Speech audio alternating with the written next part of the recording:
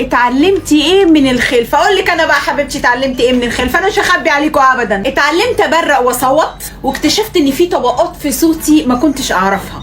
واستنوني في البومي الجديد ده، حتى الجيران لما يعدي يوم من غير ما يسمعوا صوتي بييجوا يطمنوا عليا. اتعلمت ان طول اليوم بتخانق مع اولادي والناس سامعه حسنا، ولما يجوا يناموا ابص عليهم كده واقول حبايبي ملايكه يا ناس نايمه ملايكه، يا ريتني ما كنت عملت كده. واتعلمت ان انام اخر واحده واصحى اول واحده في البيت. واتعلمت كمان ان انا اسيب برستيجي في البيت. ليه بقى؟ ان طالما نازلين بره انا وولادي فممكن الناس تتفرج علينا عادي جدا ما بيشغلنيش. اتعلمت اقعد لوحدي كده في كورنر في اخر البيت واربط دماغي واقعد اصوت او اعيط على حسب. اتعلمت ان الشبشب هو الحل السحري لاي مشكله وانه سلاحي الوحيد. واكتشفت ان اللي اخترع التربيه الايجابيه دي يا جماعه اصلا ما عندوش عيال.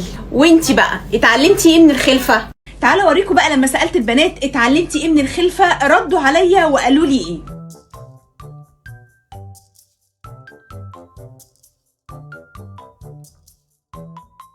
يا قلبي مش لوحدك، احنا كتير. انت عارفه انا قبل الجواز ده كان صوتي ما بيطلعش، محدش بيسمع صوتي خالص. عارفه دلوقتي بيلعلع كده. عارفه بيلعلع يعني ايه؟ خلاص فاضل ثانيه وياخدوني اغني في الاوبرا اوبرالي. اضحك وانا بعيط. هقول لك انا ازاي.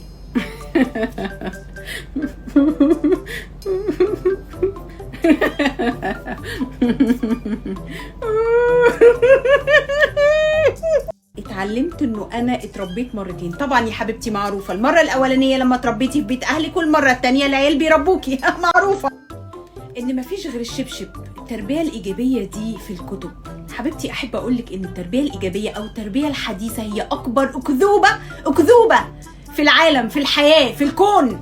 ماشي؟ واللي اخترع التربيه الايجابيه ده 100% كان حافي. مش لابس شبشب اكيد. لا ما كانش لابس شبشب اكيد، او هو كان مكسل يجيب الشبشب، يعني حاجه زي كده.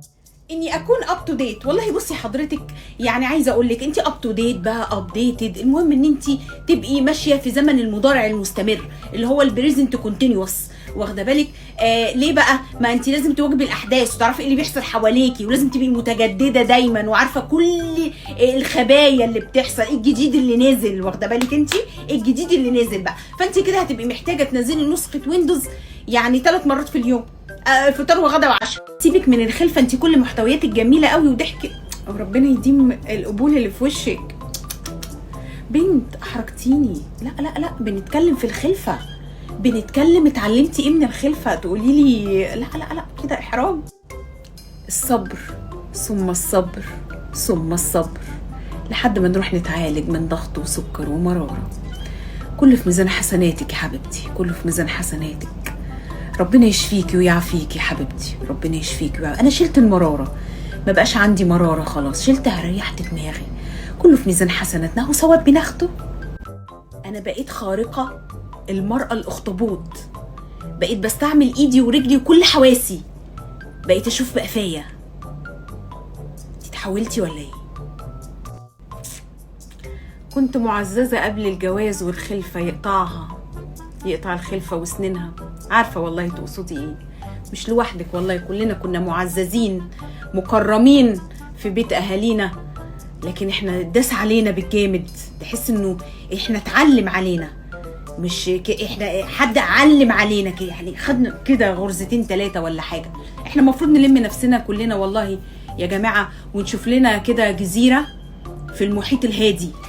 مش موجوده على الخريطه الجزيره دي خالص، ولا يبقى في اي وسائل تواصل اجتماعي، ولا سوشيال ميديا ولا تليفونات ولا نت ولا اي حاجه. نهرب. كنت ورده مفتحه يا اختي، اما دلوقتي فجله مملحه.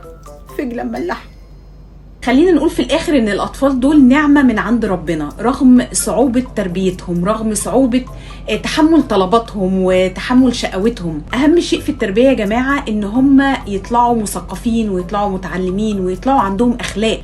اهم حاجه بس الاخلاق، خدوا بالكم منها كويس قوي، وبعدين بقى سيبوهم في الدنيا وربنا يحفظهم كلهم.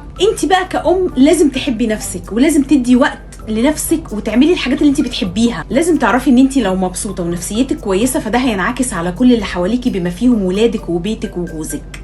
وانتظرونا يا جماعة في الفيديو اللي جاي، هرد على اقوى التعليقات اللي جات لي بخصوص اتعلمتي ايه من الخلفة.